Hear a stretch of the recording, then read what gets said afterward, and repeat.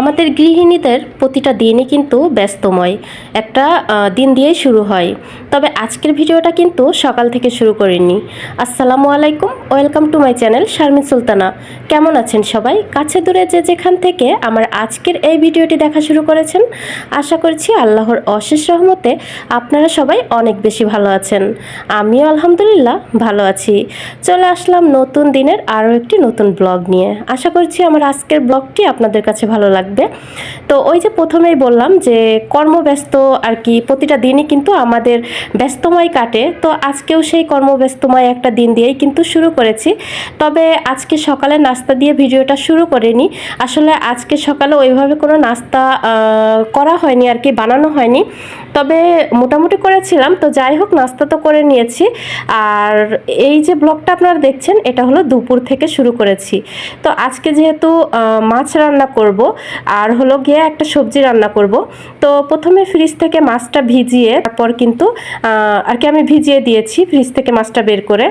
আর এখানে হলো ভাতের চাল নিয়ে নিয়েছি, কেননা ভাত বসিয়ে দিব।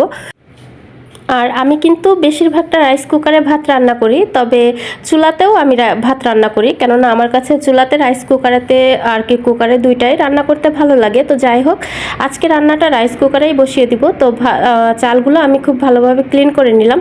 আর এরপর এই তো আমি কিন্তু রাইস কুকারে এখন ভাতটা বসিয়ে দিচ্ছি।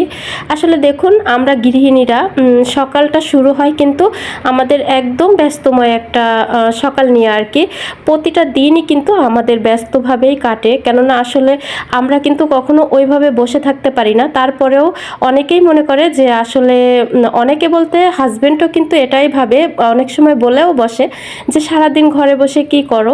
তবে আসলে আমরা যে কত কাজ করি সেটা কিন্তু আমরাই জানি, কেননা আর যাদের ছোট বাচ্চা আছে তাদের তো কতটা ব্যস্ত আর কি দিনটা কাটে সেটা শুধু তারাই বলতে পারবে। তো আমার যেহেতু একটা ছোট বাবু আছে আর সঙ্গে আমি যেহেতু ইউটিউবিং করছি, তো সবটা মিলিয়ে কিন্তু আমাকে অনেকটাই আর কি প্রেশারেই কাজ করতে হয় আর কি বলতে পারেন। দেখা যায় যে সকালবেলা উঠে সকালের নাস্তা বানানো, আবার দুপুরে রান্না করা, রাতেও রান্না করতে হয়, ওদিকে ছোট বাচ্চাকে গোসল করানো, খাওয়ানো, সব মিলিয়ে আসলে খুবই আর কি ব্যস্তভাবেই দিনগুলো কিন্তু চলে যায়। তো যাই হোক, আলহামদুলিল্লাহ আমার এতে কোনো অভিযোগ নেই আর কি। তো যাই হোক, এই তো এখানে ওই যে বললাম আজকে একটা সবজি রান্না করব। তো এই যে কলা, কাঁচা কলা নিয়েছি আর নিয়েছি বেগুন। তো আসলে এই যে কাঁচা কলা আর বেগুন, এটা দিয়ে কিন্তু চাইলেই মাছটা দিয়েই রান্না করা যেতে পারে। আর আমি কিন্তু সবজি দিয়ে মাছ রান্নাটা করে থাকি, তবে আজকে হলো শ্বশুরবাড়ির মতো করে রান্না করছি আর কি। দেখেছি আমার শ্বশুরবাড়িতে বেশিরভাগ সময় এরকম সবজিটা আলাদা রান্না করে আর ওই যে মাছগুলো কিন্তু আলাদা ভুনা করে আর কি। তো আজকে আমি ওটাই করব, আজকে সবজিগুলো আলাদা রান্না করব। তো এই তো এখন এখানে আমি কিছুটা কাঁচামরিচ আর পেঁয়াজ নিয়ে এটা দিয়ে একদম কিন্তু আমি কুচি কুচি করে নিব।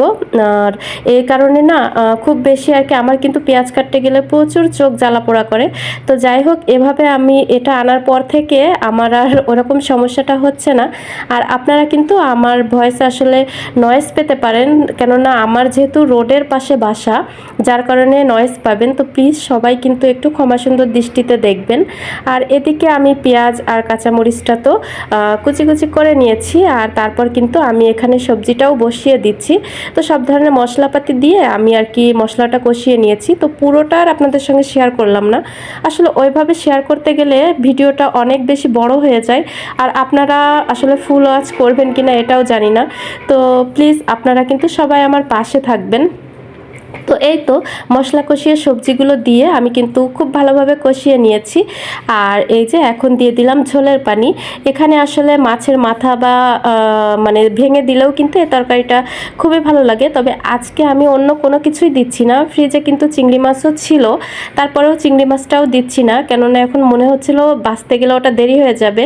তো যাই হোক, ওদিকে সবজিটা বসিয়ে দিয়ে এখানে আমি এখন মাছগুলো ভেজে নিব। তো আমার প্রাণপ্রিয় আপুরা যারা ভিডিওটি দেখা শুরু করেছেন, অবশ্যই কিন্তু ভিডিওটি একটি লাইক দিয়ে দিবেন। আর আপনি যদি আমার চ্যানেলে আজকে নতুন ভিজিট করে থাকেন, তাহলে কিন্তু আমার ভিডিওর কোথাও কোনো অংশ যদি আপনার এতটুকু পরিমাণ ভালো লাগে, চাইলে আমার এই ছোট্ট চ্যানেলের পাশে থেকে যেতে পারেন আর আপনাদের এই আপুটাকে একটু সাপোর্ট করতে পারেন। তো এজন্য কিন্তু অবশ্যই আমার চ্যানেলটা সাবস্ক্রাইব করে রাখবেন আর পাশে থাকা বেল আইকনটি অবশ্যই প্রেস করে দিবেন। এতে করে আমি যখনই কোনো নিত্য নতুন ভিডিও দিব আপনার মোবাইলে নোটিফিকেশন চলে যাবে আর আপনি আপনার সময় সুযোগ অনুযায়ী দেখে নিতে পারবেন আমার ভিডিওটি। আর কাজটি যারা অলরেডি করে ফেলেছেন তাদেরকে জানাই অসংখ্য ধন্যবাদ।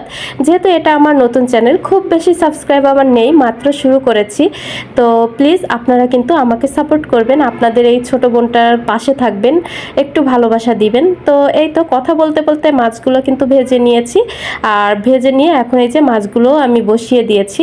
তো এই তো মশলা কষিয়ে মাছগুলো দিয়ে এখন আমি পরিমাণ মতো ঝোলের পানি দিয়েছি। তো যাই হোক, আজকে কিন্তু সবজিটাতেও একটু ঝোলঝোল করেই রান্না করেছি, সবজিটা তো অলরেডি নামিয়ে নিয়েছি, এদিকে মাছটাও কিন্তু হয়ে যাবে। আর আজকে কিন্তু রাতের বেলাও রান্না করেছি। তো আজকে রাতে রান্না করেছিলাম খিচুড়ি করেছি আর হলো বেগুন ভাজি করেছি। তো আমার ভিডিওটি আপনাদের কাছে কেমন লেগেছে এটা জানানোর জন্য কিন্তু অবশ্যই কমেন্ট সেকশন আছে, আপনার সুন্দর মতামতটি আমাকে অবশ্যই জানিয়ে যাবেন। আর এই তো ওই যে বললাম রাতে বেগুন ভাজি আর হলো গিয়ে খিচুড়ি, তো এই যে সেই বেগুন ভাজিটা অলরেডি রাতের বেলা বসিয়ে দিয়েছি, তাই একটু ভিডিও ক্লিপ নিয়ে নিয়েছিলাম, আর রাইস কুকারে খিচুড়িটাও বসিয়ে দিয়েছি। খুবই ঝটপটভাবে হয়ে যায় এই রাইস কুকারে খিচুড়িটা রান্না করা। আমি কিন্তু রাইস কুকারেই খিচুড়িটা রান্না করি। তো আজকের মতো আমি শারমিন সুলতানা বিদায় নিচ্ছি। সবাই ভালো থাকবেন, সুস্থ থাকবেন। আল্লাহ হাফেজ। আসসালামু আলাইকুম।